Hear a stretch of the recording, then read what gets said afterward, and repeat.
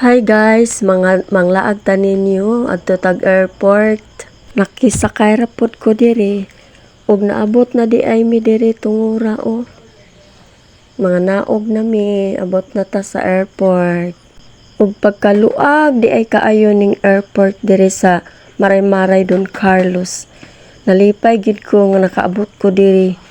Tiwasan ninyo tan-aw ni sa unahan kay nindot kayo ug luag kaayo ni. Akong ipa-view ang kamera aron makita ninyo kung unsa kalapad ang atong airport Don Carlos. Kani diri dapit nga area mao ning area nga naay dalan paingon sa barangay Maray-Maray. Kay mao man ni siya ang dalan sa una nga wala pa ni nasira. Og karon dili na pwede agyan tungod kay ang koral niini palibot nahuman na gyud. Og karon atong adtuo na nga building sa unahan atong tan-awon kung unsa kalapad na siya. Pati kanang tower diha sa atbang o, layo kaayo, tan-aw nato na. Okay, tara na FB Labs, manakay na pod ta.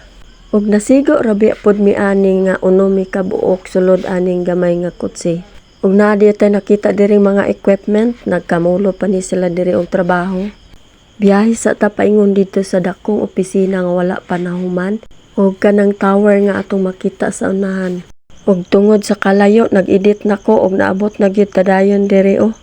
Og gikan ani nga building mo travel na pud ta dito sa unahan, patuyok ani aron makita na pud nato tong isa ka dakong kayong building kung diin dito ang mga taong pasahero para pasakyon sa airplane pohon. Kana then sa unahan makita na nato ang dako kayong building. Mag-edit lang ta kay taas pagid kaayo ang lakwan nun. And so, we are here now. Tan-awan ninyo kung unsa kalapad. Kaning among nahimutangan di ari na amis tunga-tunga ani nga building sa tubangan. According to my nephew nga pinakaluag daw ni nga airport, lupig daw ang Davao Airport ani. Kay sobra ra daw kaluag kaayo. Ug kanang diana sa atbang na apoy lahi nga opisina unsa ka pod na. Well, ato nang abangan sa sunod. Haskang dako apag yung trabaho on diri dapita. Diri sa tabi magpaduol sa taning building o nanay CR. Naay pang babae, naay pang lalaki, mao ni siyang building diri nga sa tubangan ani tapukanan sa mga pasahero. Ug dinhi na lang tataman kay moadto na pud ta dito sa anahan, balik tag sakay diri. Kay moadto na pud ta atong isa ka building nga naay tower sa dool. Og mao na ni siya ang ikaduhang building niya sa unahan ani na atong taas kay nga tower dako-dako ra ba ni. Ignorante ra pagid ko ani unsa ni siya. Pahimuslan sa nato ni nga panahon nga makasulod ta diri kay kung mao man ni dili na ta basta-basta makasulod diri, bawal gyud. Nara di ay o kanang tower nga akong tan-aw sa unahan kaganina. Dili ko kabalo kung unsa na naas taas ana, unsa ka na. Paki-comment na lang sa comment section kung kamo nakabalo mo diana.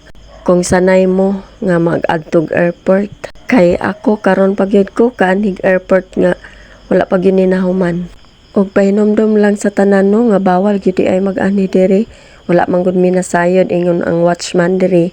Bawal gyud kuno. Og kay bawal man dali-dali lang mi ani pauli na dayon mi. Paingon na mi exit road. Og kani nga dalan exit road dapli na gyud ni sa koral.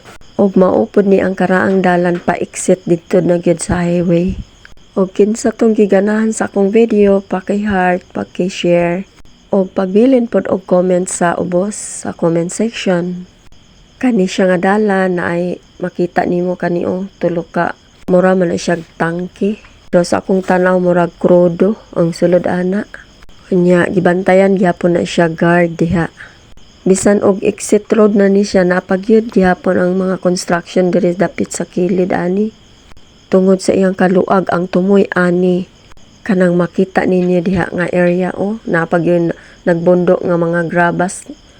Himuon pa na siya dihang karsada siguro ni nga dako pa exit na gyud ni sa dito sa highway na gyud Banban Highway. Ang katungganan sa akong video taposan na lang ninyo din tanaw.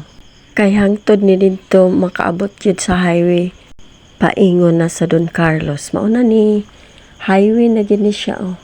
Daghang salamat sa inyong pagpananaw. Hinaot kamo na ay natun-an. Bye-bye!